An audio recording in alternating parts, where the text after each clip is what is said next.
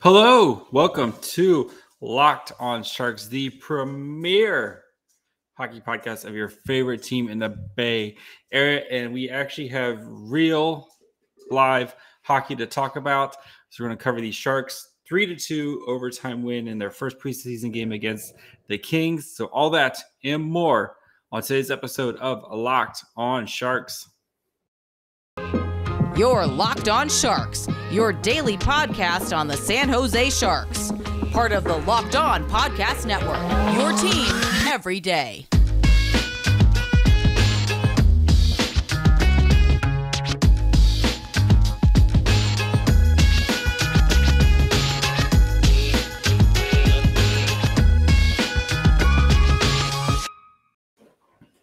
I'm your host, JD Young, contributor at Fear the Fin and San Jose Hockey Now.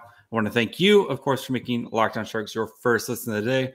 We're free and available wherever you get podcasts. And, of course, you can subscribe on YouTube where you can see me supporting the Tua jersey one more time as my Dolphins are 3-0.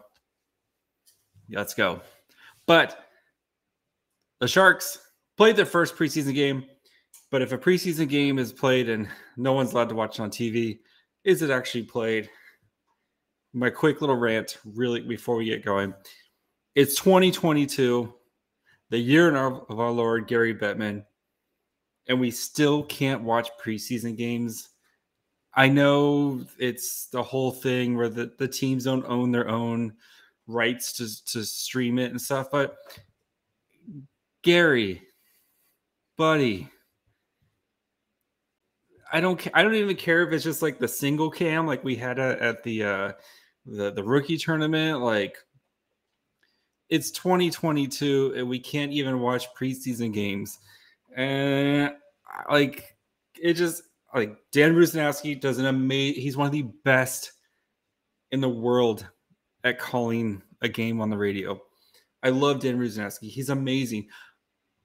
But, you know, there's stuff you miss because you're just not being able to watch the game. So I'm going to get off my soapbox. This is not a shot at you, Dan Rusnowski. You are amazing at your job. One of the best in the world. I love listening to Dan Rusnowski. I can listen to Dan Rusnowski read the phone book. He is amazing at his job. But still, I want to see what's going on. And so we're going to do our best to try to kind of get some takeaways here. We're going to look at the box scores. We're going to go old school looking at the box scores. We're going to see, kind of talk about the lineups and how they actually played out and who got opportunities on doing what.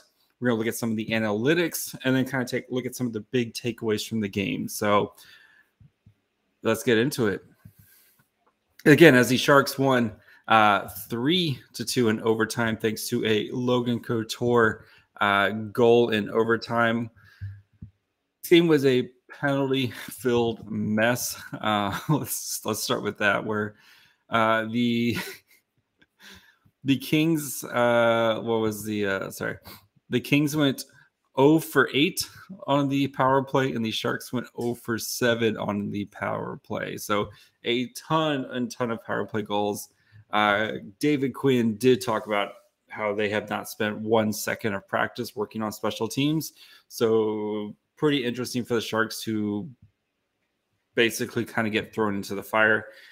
Quinn did talk about how he was pretty impressed with the way they played. He said he thought the power play looked good, especially in the first period before they even actually practiced it. But we'll get into the special teams here in a little bit.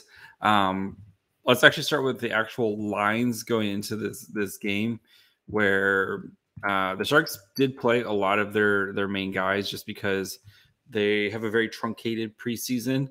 And, especially with them going to Europe to start the season, they're trying to get some of these guys some ice time now. That way, when they can kind of hit the ground running a little bit. So first line was Timo, Hurdle, and then Luke Cunning. Second line was William Eklund, Logan Couture, Kevin LeBanc. Third line was CJ Seuss, Thomas Bordeleau, and Evgeny Svechnikov. Fourth line, Jeffrey Viel, Jasper Weatherby, and Adam Raska. So plenty of muscle on that fourth line there. A lot of thick boys there.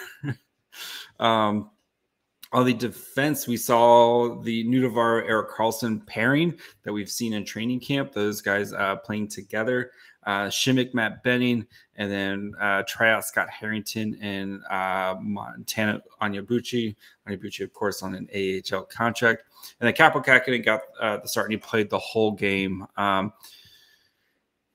We'll go with Kaapo first. So Kaapo, again, from what you can gather, 43 saves on 45 shots tonight, for a .956 save percentage. That is that's a pretty good start for Kaapo Kahkonen as he's trying to kind of claim this number one goal tending position. And he faced a lot of different shot qualities. So if you're looking at, we'll get into kind of 5-on-5 and all a little bit later, but going 43 of 45, he had 14 high danger chances shots against him, and then had 12 saves, 13 mid danger, and of course 13 mid danger saves, and 17 low danger and 17 low danger saves. So Kaapo, I think he had a pretty good night, especially after a very slow first period where the Sharks had 3 power plays back to back. He kind of has played pretty well. The Kings actually had, under all situations, their expected goals for was almost 4 goals, and he only gave up 2. So pretty solid night for Kaapo Kahkonen. I know the Kings was more of a Reigns, their AHL affiliate lineup, but that's what you want to see, is kind of building some of this confidence and kind of getting your groove early, especially for a goalie who wants to go out there and be the guy this year and be that 50 to 55 start type of guy from Kaapo Kahkonen. So, good start for him, especially keeping it clean on under 8 power play opportunities and didn't let in a goal there. So, and I think the first goal, the goals they kind of left were a lot of defensive breakdowns where he's on a 2-on-1 type of situation and has to try to make a save there. So, and then, with the defense, I thought it was interesting that Marcus Nudavara got a lot of ice time. After the game, David Quinn did talk about where, since he hasn't played a lot, they wanted to kind of give him a lot of opportunities.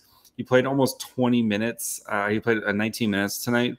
Had some power play, 2 minutes power play, and almost 5 minutes of shorthanded. Quinn rotated all the defensemen on the penalty kills, so that way they could get some opportunities and not to wear guys out. I don't think we're going to see the Erik Karlsson kind of filling that Brent Burns, I'm going to play 90% of the penalty kill minutes. But, of course, the Sharks did have a lot of penalty kill opportunity. But Harrington played, 4.5 minutes of shorthanded time. He played 17.5 minutes time on ice. Benning had 23.5 minutes of time on ice. And he pretty well divided 6.5 minutes of power play and then a little over 6 minutes of shorthanded.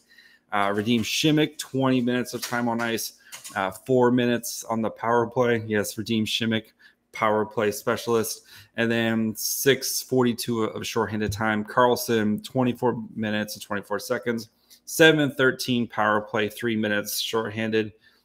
And I think hopefully in the season, Karlsson won't be having to play a lot of shorthanded, because I think some of these, your Ferraros and your Bennings and Shimmicks and Vlasics, hopefully those guys can be your key penalty killers and let Karlsson cook in the offensive zone. So Marcus Nudavara, like I said, 19 minutes, 2 minutes of power play time, 4:49 of shorthanded time.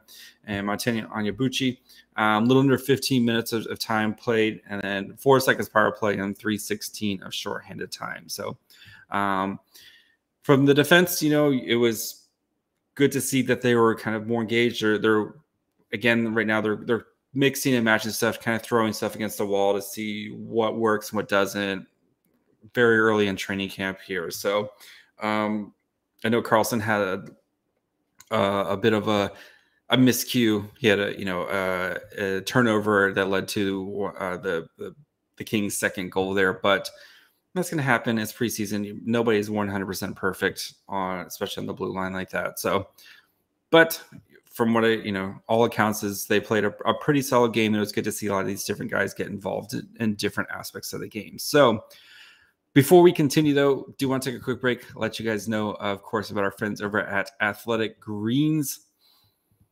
If you guys don't know about Athletic Greens, you guys need to go check it out. It's the best way to take care of yourself, and it's something that you can do first thing in the morning. If you want to get better gut health, more energy, you want to optimize your immune system, and you don't want to take a bunch of pills and vitamins, that's where Athletic Greens comes in. 1 scoop of their AG1, you're absorbing 75 high-quality vitamins, minerals, whole food source superfoods, and probiotics to help you start your day right. This special blend of ingredients supports your gut health, your nervous system, your immune system, your energy, recovery, focus, aging, all of those things. It's really easy. You just take 8 ounces of water, you dump in the greens, you shake it up, and you drink it. Do it before your morning coffee, and you're good to go. And tons of people, they take different kinds of multivitamins, and it's important to choose one with high quality ingredients. That way your body will actually absorb it. There's nothing worse than taking it and it's actually not doing anything. AG1 is a small micro habit with big benefits. It's the one thing you can do every single day to help take care of yourself. And it's cost less than $3 a day. You're investing in your health. It's cheaper than going to get coffee every day. It's also cheaper than going to the store and buying all the different supplements every day. So go check out Athletic Greens. Right now, they're giving you a free 1-year supply of immune-supporting vitamin D and 5 free travel packs with your first purchase. All you have to do is visit athleticgreens.com/NHL Network. Again, that's athleticgreens.com/NHL Network to take ownership over your health and pick up the ultimate daily nutritional insurance. All right, so I think we got to talk about the forwards and how those looked now. So they did a good job of trying to give some of these young guys a good opportunity and a good look. Among the forwards, Tomas Hertl led time on ice, and that's probably how it's going to be throughout the year, especially right now with the extended power play during this game. He had 19 minutes of time on ice and 7.5 minutes of play time with about 4 minutes of shorthanded time. And then then you had a bunch of guys in the 17, 18-minute range. So Couture, of course, 18-20, about 7 minutes of power play, little 3:45 of shorthanded time. And then William Eklund was at right just under 18 minutes, 6 minutes of power play time, but this one's big, almost 2.5 minutes of shorthanded time. So giving Eklund those minutes to see how he kind of does with that shorthanded. So again, Sharks didn't give up a goal on the power play, which is good. Eklund did finish tonight. He had 2 shots on goal.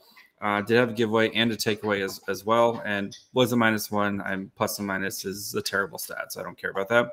Bordeleau, he 17.5 minutes, 6:30 of power play time, 27 seconds of shorthanded time, so hasn't really earned that quite yet, which is fine. I don't think he's going to be a shorthanded, penalty kill type of guy. He had two penalties. One of them, from what it hears, was a little bit of a tough call for him, where he probably didn't deserve the penalty. Did have 5 shots on goal, which is what we like to see. Had a block, a giveaway, and then was 54% in the face-off dot, which was best on the team. And then we'll talk. Timo Meier didn't play as much as some of the other guys, which is fine. You kind of what you're getting out of Timo Meier. Like, Timo's ready to go. He did have a goal and assist tonight, so 2 points. Love to see it. 6 shots on goal. Again, if Timo Meier isn't leading the team in shots, I would take Timo Meier over the field in that type of situation. If we're looking at who leads the team in shots at the end of the year, it's going to be Timo Meier unless he's injured. So hit 2 blocks, takeaway, but almost 7 minutes power play time, a little under 2 minutes of shorthanded time. But I think we got to talk about Luke Cunning, who had a goal off a really nice Timo pass. He was able to tip it in there to beat Jonathan Quick to start in the first period there. 3 shots on goal. Played kind of all over tonight as well. 17 and a half minutes time on ice, 6.5 minutes of power play time, and then 3.5 minutes shorthanded time. So that line of Timo, Cunning, and Hurdle was probably the best line for the Sharks tonight. If you look at their fancy stats over on Natural Stat Trick, they played 6 minutes together at 5-on-5. So again, this is 5-on-5, right? That's where in most games the majority of your time is played. So that's why it's so much more important. They had seven events happen. So the Corsi 4, that's kind of shots or shot attempts that they happen. They gave up 7 as well, but they scored 2 goals. They produced their expected goals was a 0.36, which was the best out of the Sharks forward lines. And then their expected goals allowed was a 0.29. So they did a good job of doing that. And I think you're going to see that from Hurdle and Meyer. And if it's most likely going to be Barabanov or whoever's playing with them, I mean, Hurdle and Meyer, we know Hurdle and Meyer, that's the engine of the team for the Sharks is what they do. So the Seuss Bordeleau Svechnikov line was actually pretty solid as well tonight. I mean, all the lines kind of got toasted, to be honest, just because the Kings outshot the Sharks so badly tonight. But yeah, what can we learn from it? And this line, they did have 4 shot attempts from their line. The Bordeleau line did also produce 3 scoring chances, 4 while only giving up 2 scoring chances, which is good to see. And 2 high danger chances while also giving up 1 high danger chance. So they did have 2 rush attempts against them. But again, those guys did get a majority of offensive zone faceoffs. They had 4 offensive zone, 1 neutral zone, and then 2 defensive zones. So, and then I guess the Eklund Couture LeBanc line, they played 6:31 together. They had 3 shot attempts, 4, but gave up 7 shot attempts. And they didn't really, scoring chances wise, they had 2 scoring chances. Well, they gave up 3. They did give up 1 high danger chance as well. And they got a lot of defensive zone, which is, I think, again, we want to see how Eklund does in these different situations. So I wonder if Quinn wants to see how they are doing, and especially with Eklund's transition game, and see if he can actually help to bring that, what we've seen at other levels or in rookie faceoffs, bringing that to the NHL and using that defensive zone transitions to get out and start the offense. So yeah, like I said, they had 2 offensive zone, 2 neutral zone, and 6 defensive zones. So I know we didn't have Nick Bonino tonight.